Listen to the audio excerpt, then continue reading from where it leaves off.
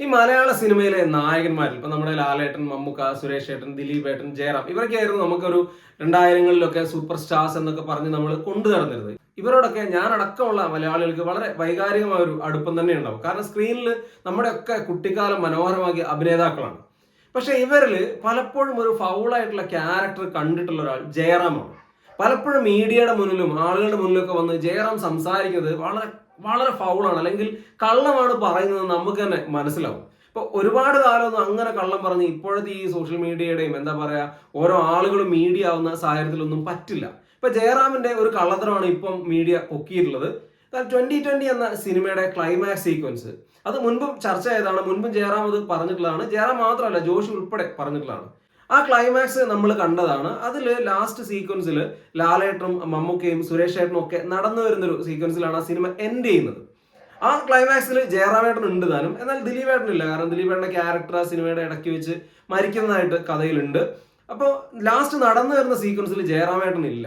എന്തുകൊണ്ടാണ് ജയറാമേട്ടൻ ഇല്ലാതെ പോയത് എന്ന് ഈ സിനിമയുടെ അണിയറ പ്രവർത്തകരോട് അന്ന് റിലീസിന്റെ സമയത്തിന് നടന്നിട്ടുള്ള ഇന്റർവ്യൂസിലൊക്കെ ചോദിക്കുന്നുണ്ട്.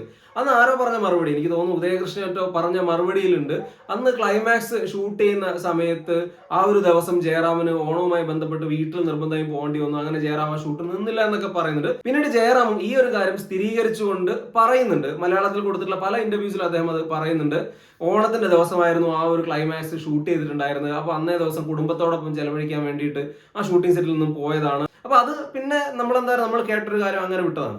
ഇപ്പൊ ജയറാം കൂടുതലും തമിഴ് സിനിമകളിലും തെലുങ്ക് സിനിമകളിലൊക്കെയാണ് നിൽക്കുന്നത്. ഇപ്പൊ കഴിഞ്ഞ ദിവസം ജയറാം അദ്ദേഹത്തിന്റെ പുതിയ സിനിമ റിലീസ് ചെയ്യുന്നതായിട്ട് ബന്ധപ്പെട്ടുള്ള പ്രൊമോഷൻ പരിപാടിക്കിടെ ഒരു ഇന്റർവ്യൂല് ഈ ഒരു കാര്യം എടുത്തു പറയുന്നുണ്ട്.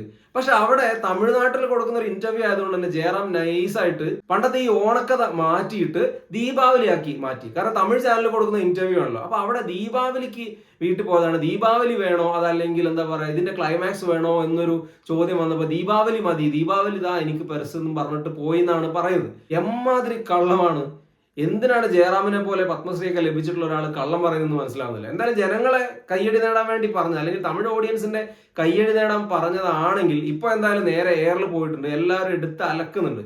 ഇത് മുൻപും ജയറാം കഴിഞ്ഞ ഈ ഒരു സിനിമയുമായി ബന്ധപ്പെട്ട് തന്നെ വേറൊരു ഇന്റർവ്യൂവിൽ ജയറാം പറയുന്നുണ്ട്, ഞാൻ തമിഴാണ് മറ്റേത് മറിച്ചെന്നൊക്കെ പറയുന്നുണ്ട്. ഇതൊക്കെ പ്രേക്ഷകർ കാണുന്നുണ്ട് എന്നുള്ളതാണ്. ജയറാം ആയത് മലയാളത്തിലൂടെയാണ്. നമ്മൾക്കറിയാം ജയറാം എന്താണ് എങ്ങനെയാണെന്നൊക്കെ. നമ്മളാണ് ജയറാം എന്ന നടനെ നെഞ്ചേറ്റി കൊണ്ടു നടന്നിട്ടുള്ളത്. അപ്പൊ അങ്ങനെ ഒരു ആളുകളോട് ജയറാം ഈ ചെയ്യുന്നത്, അല്ലെങ്കിൽ അങ്ങനെയുള്ള മലയാളികളോട് ജയറാം ഈ ചെയ്യുന്നത് ഒരു തരത്തിലും ന്യായീകരിക്കാൻ കഴിയില്ല. എനിവേ അയാളുടെ ഒരു ഫൗൾ ക്യാരക്ടർ തന്നെയാണ് എക്സ്പോസ്ഡ് ആയിട്ട് വന്നിട്ടുള്ളത്.